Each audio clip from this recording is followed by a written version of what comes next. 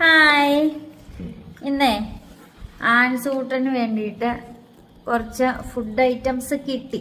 ആൻസൂട്ടന് ലക്കിന് കിട്ടിയതാണ് കേട്ടോ.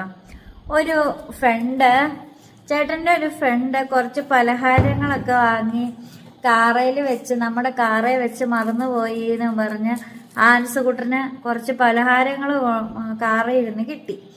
ആൻസുകൂട്ടൻ തുറന്നു നോക്കിക്കഴിഞ്ഞപ്പം അത് മൊത്തം ആൻസിന് ഇഷ്ടപ്പെട്ട ഡോണറ്റ്, പിന്നെ ഈ മാൽക്കീസിന്റെ ബിസ്ക്കറ്റ്, മാൽക്കിസ്റ്റ്, അതൊക്കെ കാലിയായി, ഇനി ഇതിനകത്തൊന്നുമില്ല.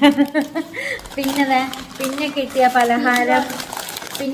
പലഹാരം എന്ന് പറഞ്ഞത് ചീസ് ബോൾ. ഇതെല്ലാം ആൻസ് പറഞ്ഞെങ്കിൽ ഇതെല്ലാം ആൻസിന് ഇഷ്ടപ്പെട്ടതാണ്. ഇവിടെയാണെങ്കിൽ ഇരുന്ന് ഭയങ്കര അഭിനയം. ഇനിയിപ്പോൾ ആ ഫ്രണ്ട് കാറേ വന്നിട്ട് ഇനിയിപ്പോൾ പലഹാരം അന്വേഷിച്ച് വന്നാൽ എന്ത് ചെയ്യും? വിളിച്ചു ചോദിച്ചിട്ട് അവന് കൊണ്ട് കൊടുക്കാം.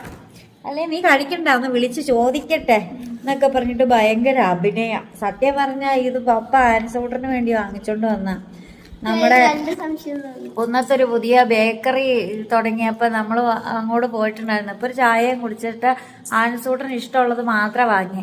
അപ്പൊ ഈ ആൻസ് ഓർത്ത് എനിക്ക് പ്രിയപ്പെട്ട സാധനങ്ങളെല്ലാം കൂടെ ആ ഫ്രണ്ട് എങ്ങനെ വാങ്ങി കാറേ വെച്ചു. തുറന്നു നോക്കിയപ്പോ 3 ആൻസിന്റെ ഫേവറേറ്റ് ഐറ്റംസ്.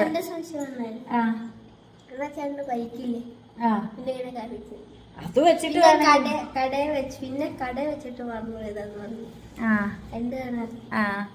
എന്നാണേലും ഇവൻ വിശ്വസിച്ചു. ഇവൻ പറഞ്ഞു വിളിച്ചു ചോദിക്കുക എന്നിട്ട് എടുത്തു തന്നാ മതി. ഇനി കഴിച്ചു വല്ലവരും വന്ന കുത്തിരി പിടിച്ചാലോന്ന് ഓർത്ത്. എന്നാലും ഇങ്ങനെയാക്ക പിള്ളേരെ പറ്റിക്കാൻ പാടുണ്ടോ?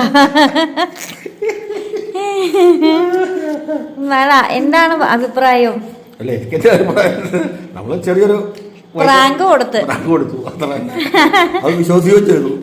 ഇവനത് വിശ്വസിച്ച്. അപ്പൊ ഞാൻ അതിന്റെ ഇടയ്ക്ക് പറയാം, ഇതിന്റെ വിലയൊക്കെ നോക്കിട്ട് ഇത്ര രൂപയായത് എങ്ങനെയാ? ഓക്കെ 2 ചായ. അന്നേരം പറയാം ചായയോ? ചായ. ചേട്ടനാണെങ്കിൽ ഒടുക്കത്തെ അഭിനയം ഇരുന്ന.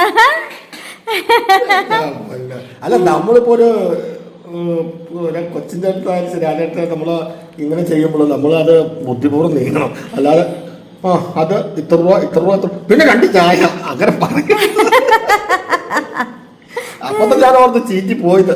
പക്ഷെ അവിടുന്ന് ഞാൻ തടി ഊരി പോന്നു. തടി തപ്പിയാണ് എന്നാ പറയാനുള്ളത്? പറ്റിച്ചോ? പ്രാങ്കും വിജയിച്ചു. ആൻസർ നേരാന്ന് ഓർത്തു. ഇവൻ കുറെ തവണ പറഞ്ഞു അവരെ വിളിച്ചു ചോദിക്കാന്ന്. എന്നാണേലും ആൻസൂട്ടിന് പ്രിയപ്പെട്ട 2 സാധനം തീറ്റ ഭാഗ്യം ഉണ്ടായി. തീറ്റ ഭാഗ്യം.